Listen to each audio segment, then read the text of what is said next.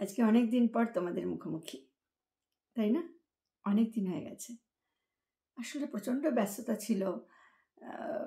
মানে আর আমি ব্যস্ততাগুলো তো ছিলই, সেটা তো ছাড়োই, সেটা তো সবারই থাকে। একলা তো আমি খুব ব্যস্ত নই। যারা ইউটিউবার, বড় বড় ইউটিউবার বা যারা সংসারে সব কিছু সামলে সব কিছু করে সুন্দর করে তারা সমস্ত কাজকে সুন্দর করে করতে পারে, আমি পারি না গো। আমি আমার জীবনে কোনো রুটিন নেই, আমার জীবনে কোনো অ্যাম্বিশন নেই, আমার জীবনে কিছু চাওয়ার মানে আমার জন্য কিছু চাওয়ার নেই আমার। তো আমি যেটাই করি আমার মানে টাইম পাস বলতে পারো। তবে দায়িত্ব, যে জিনিসটা দায়িত্ব, যখন আমার উপর কোনো দায়িত্ব থাকে তখন আমি খুব মানে দুনিয়া ভুলে যাই। সেই দায়িত্বটার উপর আমি কনসেন্ট্রেট করি যতক্ষণ পর্যন্ত সেটা আমি কমপ্লিট করতে না পারছি। তো মেয়েকে আমি মানুষ এভাবেই করেছি, যখন মেয়েকে মানুষ করেছি তখন আমি আর কোনো দিকে তাকাইনি। আর যখন বাড়ির অন্যান্য যে দায়িত্ব যখন ছিল, আমার শ্বশুর শাশুড়ি, আমার এইসব নানা পারিবারিক যে দায়িত্ব, সেগুলো যখন করে ফেলেছি, করা হয়ে গেছে, এখন আমার মেয়ে বাইরে, আমি খুব থাকি আমার। তো এখন আমার একটা সময় কাটানোর একটা ব্যাপার। আমার মেয়ে আমাকে সেই বোধটা করিয়েছে। তো যাই হোক, আর আমার মেয়ে সবসময় আমাকে বলে যে মা, তুমি কিছু না কিছুর সঙ্গে সবসময় একটা অ্যাটাচ হয়ে থাকো, তো অ্যাটাচ থাকো। তো এখন মেয়ে তো জানোই যে গ্র্যাজুয়েশন পর্যন্ত আমার সঙ্গে মানে একেবারে আমরা ওতপ্রোতভাবে আমরা মানে মা মেয়ে, কখনো ও আমাকে ছেড়ে কখনো কোথাও থাকেনি, আমিও কখনো ওকে ছেড়ে কখনো থাকিনি। তো তারপর যখন ও বাইরে চলে গেল, চলে যাওয়ার আগে ও বুঝেছিল যে মায়ের কতটা ফাঁকা জায়গা তৈরি হবে। তো ও তখন আমাকে একটা বিজনেসে আমাকে, তখন এটা অনলাইন ছিল, তো কিন্তু কাজটা ছিল আমার নিজের হ্যান্ডমেড জুয়েলারি, সেটা আমাকে শুরু করিয়ে দিয়ে যায়। তারপরে আস্তে আস্তে ওটা গার্মেন্টের দিকে যায়। তারপরে মেয়ের পড়াশুনো, মেয়ের জন্য ছোটাছুটি, এইসব করতে গিয়ে আমার ব্যবসাটা মানে বছর 4-5 করার পরে, বছর 4 করার পরে তারপর বছর 3 জন্য বন্ধ হয়ে যায়, কারণ আমি থাকতামও না এখানে। আর অলরেডি তখন আমি অফলাইন বিজনেস শুরু করে দিয়েছি। আমার শাড়ি টাড়ি স্টক করা, কুর্তি নিজের ডিজাইনে বানানো, এইগুলো সমস্ত শুরু করে দিয়েছি। কিন্তু হঠাৎ করে আমাকে বাইরে চলে যেতে হলো। তখন আমারই একটি খুব বন্ধু হয়ে গেছে আমার একটি সাপ্লায়ার মেয়ে, ও একটা কলেজে পার্ট টাইম পড়ায়, তো ওর কাছে আমি সর্বস্ব দিয়ে যাই আমার। তো আজও ওর কাছেই আছে, আমার এখনও আনা হয়নি কিছুই। তো ওই সব ব্যবস্থা করে, ওর কাছ থেকে বিক্রি হয়। তো যাই হোক, তো এবার আমি এটা আবার অনলাইনে শুরু করেছি, কেন অফলাইনে আমি এক্ষুনি করতে চাইছি না, কারণ আবার যদি কখন কোথাও ছুটে বেড়াতে হয় তো করি না, বা এখানে থাকলেও আমি ধীরে সুস্থে সেই জিনিসটা দিকে এগোতে চাইছি। আর এখন ওর তরফ থেকেও অনেক কিছু বিক্রি হয়ে গেছে, আমার তরফ থেকেও হয়ে গেছে। তো এখন স্টকও কমে এসছে, এখন ঘরে করতে গেলে তো স্টক বাড়াতে হবে আরও। তাই জন্য এখন আমি অনলাইনেই কনসেন্ট্রেট করছি। তো তার সঙ্গে তো আমার লেখালেখি, এগুলো তো আছেই। হ্যাঁ, তো আর আমি তো ভীষণ আপন ভোলা মানুষ, আর ভীষণ অগোছালো মানুষ। মানে আমার কি বলবো, আমাকে নিয়ে হয়তো কি জানি নিচে চলা দায় হতে পারে, কারণ আমি এই যে এত ভালোবাসো, এত ডাকো, আসি না, তার মানে এই না যে তোমাদের গুরুত্ব দিই না, তোমাদের ভীষণ ভালোবাসি। কথা বলি, তোমার কথা যে কত মনে হয়। তারপরে আরও যে বন্ধুদের আমার খবর নেয়, তাদের ভিডিওতে যখন আমি কমেন্ট করি, ইউটিউবে কতকাল আসা হয়নি, কতকাল ইউটিউবে আসা হয়নি। ইউটিউবে যখন এসেছি ততখানি পেরেছি তাদের এক এতে ঢুকে চ্যানেলে ঢুকে কমেন্ট করেছি, ততখানি সময় পেয়েছি।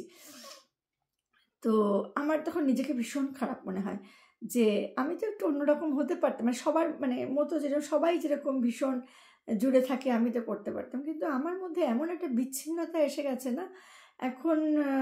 আমি ভীষণ আমার সার্কেলটাকে আমি গুটিয়ে নিয়েছি। তো যার জন্য আমি আমার মহাদেব, আমার মেয়ে, তো এই হয়ে গেছে আমার সার্কেল। আর আমার এবারে আমি নিজের মধ্যে আমার লেখালেখির মধ্যে যখন ডুবে থাকি তখন সেটা একটা থাকে।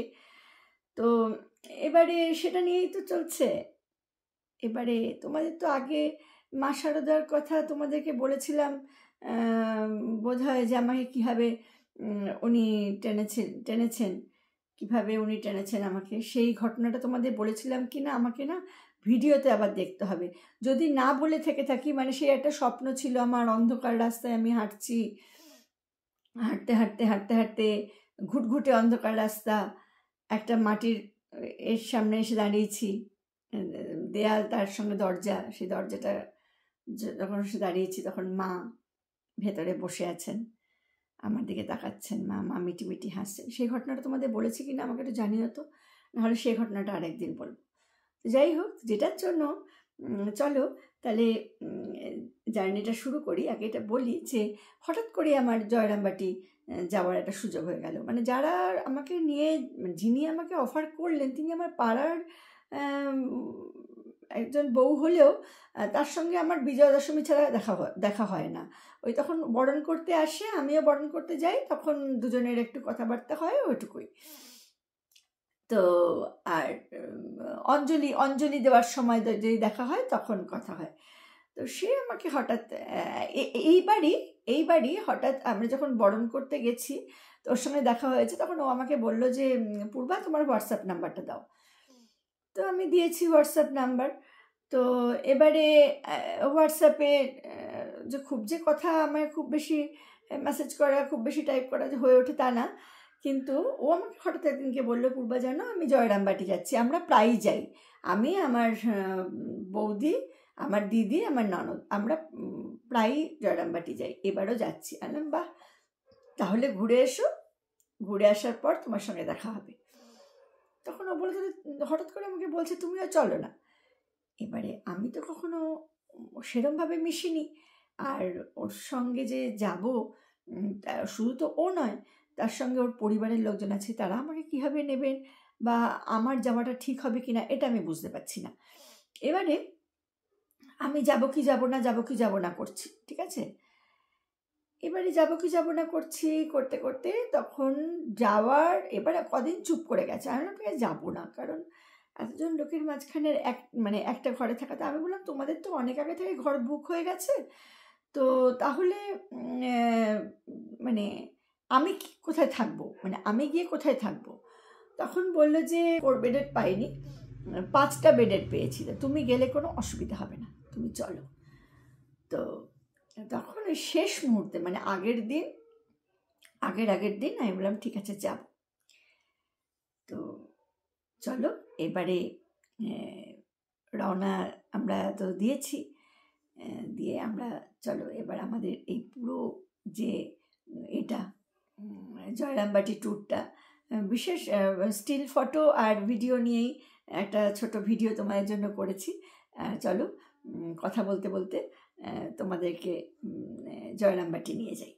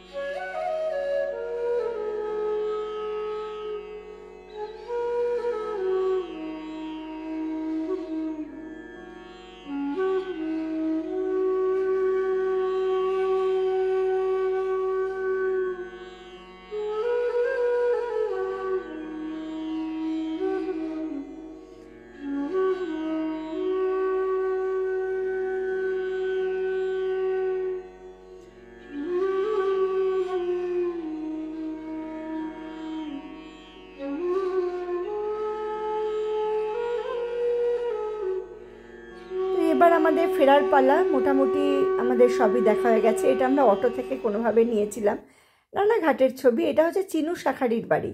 এই চিনু শাখারির গল্প তোমরা নিশ্চয়ই জানো, যে ইনি কিন্তু ঠাকুরকে অবতার রূপে প্রথম চেনেন। তো নিজে কিছু জানি, আর কিছু অটো ড্রাইভার যিনি আমাদের ছিলেন যে ভাই, তো ওনার কাছ থেকে শুনছি। তো উনি নানা জায়গা চেনাচ্ছেন, তো সব জায়গা আর অত এখন বলতে গেলে ভিডিও অনেক বড় হবে। তো এটা হচ্ছে মায়ের বাড়ির হচ্ছে পুজো, জগদ্ধাত্রী পুজো। কি অপূর্ব মূর্তি, কি অপূর্ব মূর্তি। তো আমরা ভীষণ সেদিনকে আমরা আনন্দ করেছি, একটা মন অন্যরকম ছিল। আমাদের ঘর থেকে বেরিয়ে খাওয়ার ঘরের দিকে যেতে গেলেই এই কুমড়ো ফুলগুলো হয়েছিল। তো আমি তো ভীষণ খেতে ভালোবাসি কুমড়ো ফুল, তো ছবিগুলো নিয়েছি এত বড় সাইজের। তো যাই হোক, রাত্রিবেলা আবার যখন মায়ের ওখানে এসেছি, মায়ের মন্দির এত সুন্দর সাজানো হয়েছে, ভীষণ ভালো লাগছিল, ভীষণ ভালো লাগছিল। এইবার যেদিনকে আমাদের চলে আসা, সেদিনকে আমরা সকালে একটু হাঁটতে বেরিয়ে, আচ্ছা এই পাখিটা দেখেছি। এই পাখিটা কি পাখি গো, আমি না চিনতে পারিনি। যাই হোক, তারপরে হাঁটতে বেরিয়ে মায়ের মন্দিরের সামনে মাকে প্রাণ ভরে মায়ের মন্দিরে বসে মাকে দেখলাম, দু চোখ ভরে মাকে দেখলাম। মনটা ভীষণ ভীষণ একটা অন্য জগতে যেন ছিল। তারপরে আমরা ঘরের দিকে ফিরছি, এবার আমাদের তো রওনা দিতে হবে। তো এবারে আমরা ওই যেখানে আমাদের ওই রান্না হচ্ছে সমস্ত ভক্তদের জন্য, তো সেই ঘরের পাশ দিয়ে আমরা হাঁটতে হাঁটতে আমরা ফিরছি, একটু ঘুরপথেই ফিরছি। তো ইনি হচ্ছেন আমার ওই যিনি আমাকে নিয়ে গেছেন, তার ননদ। তো ওনার সঙ্গে এই মায়ের কাছে বসে থাকা, তারপরে এই ট্রেনে চড়ে আমরা ফিরে আসছি এই সবুজের মধ্যে দিয়ে। আবার যে কবে এই শহরের এই সব ধোঁয়াধুলো পেরিয়ে আবার সবুজকে ছুঁতে পারবো জানি না। তো ভীষণ একটা ভালো লাগা নিয়ে ফিরছি। আর এই যে ফুলগুলো দেখছো, এর কাহিনী আছে, যদি শুনতে চাও তো বলো।